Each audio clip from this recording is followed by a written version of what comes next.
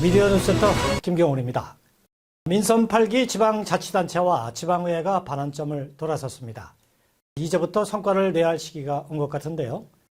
네, 이번 시간에는 평택시의회 후반기 의장으로 당선돼 정중동한 행보를 내딛고 있는 강정구 의장을 만나뵙습니다. 보시죠.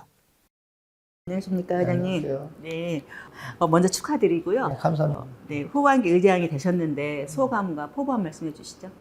우선 저를 믿고 지지해 주신 우리 동료 의원 여러분들께 감사 인사를 드리고요. 네.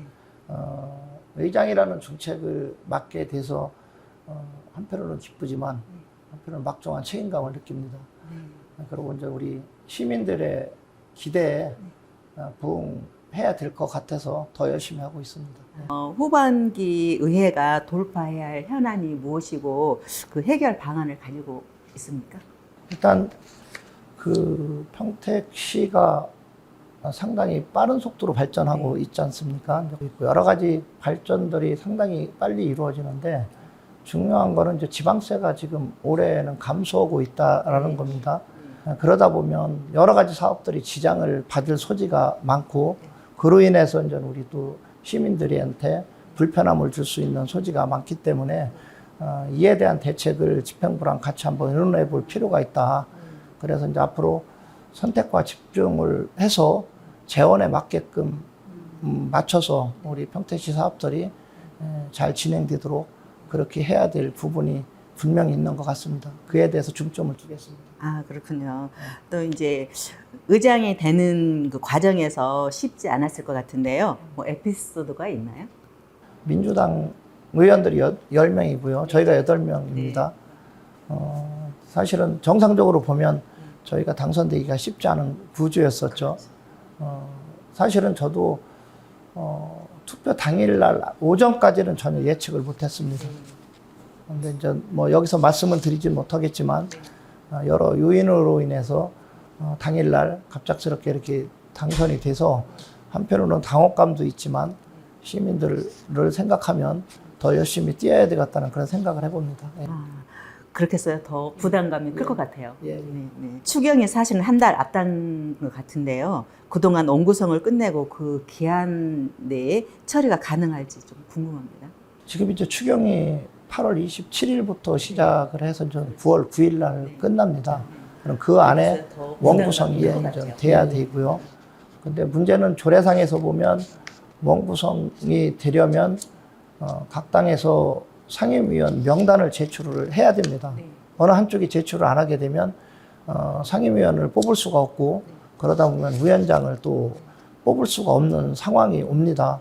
그렇기 때문에 지금 8월 27일 이전에는 반드시 상임위원들을 뽑아야 되고 상임위원장을 뽑아야만이 이 추경이 원만하게 가게 됩니다. 그거는 지금 너무 섣불리 얘기할 상황은 아닌 것 같고요. 27일 전에 구성하도록 최선을 다하겠습니다. 혹시 구성이 안 됐을 때는 어떻게 되나요?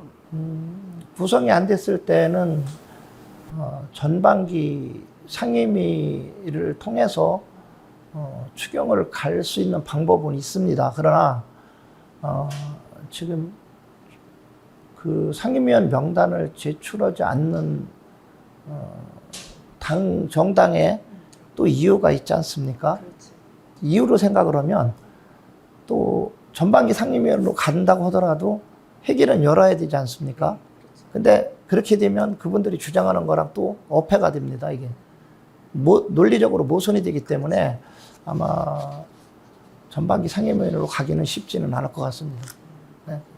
그럼 미뤄지는 상황이 올 수도 있습니다. 저기를 보면은 3, 4, 1원이라는 어떤 표구가 돼 있는데요. 이걸 정하는 이유가 있습니까? 일단은 제가 2번 낙선을 하고 2번 재선을 했습니다. 근데 2번 낙선할 때는 3인 선거구가 아니었었고요. 2인 선거구에서 낙원을 받아서 2번을 떨어졌기 때문에 그 아픔이 있고 그 아픔으로 인해서 저는 항상 제가 늘 가슴속에 의정 활동을 하면서 갖고 있었던 것은 초심을 잃지 않고 열심히 하자. 그러고 이제 공인입니다. 그렇죠? 공인이다 보니까 말할 때도 좀 조심스럽고요. 생각할 때도 한 번 더 생각을 해서 우리 시민들을 위해서 어떻게 하면 의정 활동을 할까라는 부분을 생각하고 있기 때문에 저 3, 4 이런 부분 같은 경우는 제가 올 때마다 한 번씩 들여다보고 의정 활동을 하고 있습니다. 혹시 가족들은 지금 이렇게 정치에 뛰어든 거에 대해서 뭐 적극적으로 뭐 응원하고 계시는 건가요? 아니면 뭐 그 어떤 정치인이든 네.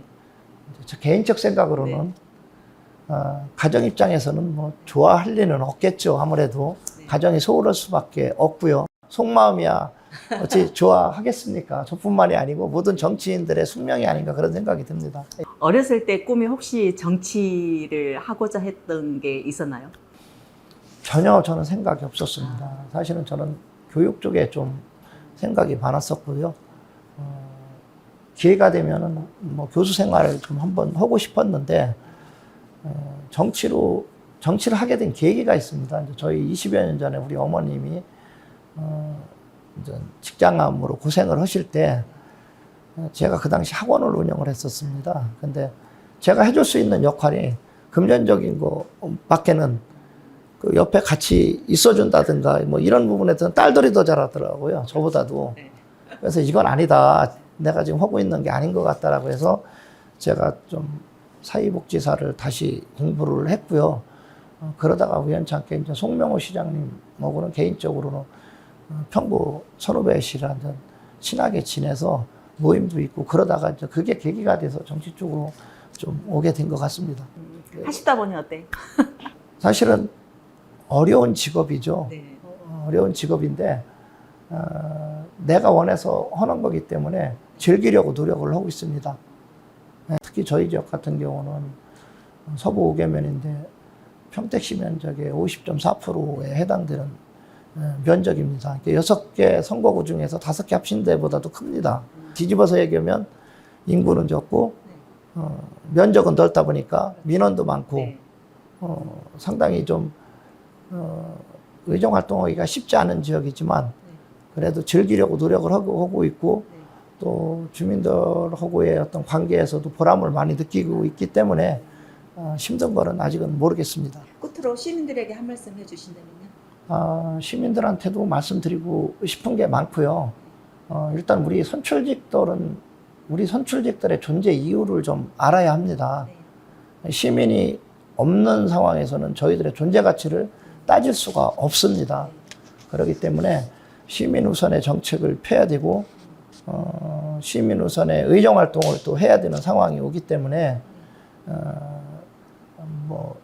그 원구성은 잘 될 거라고 저는 한번 믿어 의심치 않고요.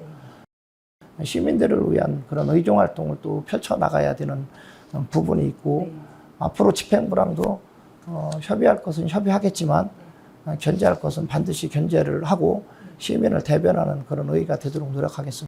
떠나 시민들만 바라보는 어떤 의회가 되기를 바라고요. 그럼으로써 원구성이 빨리 되기를 다시 한번 희망해 보고요. 인터뷰 응해주셔서 정말 감사드립니다. 네, 감사합니다.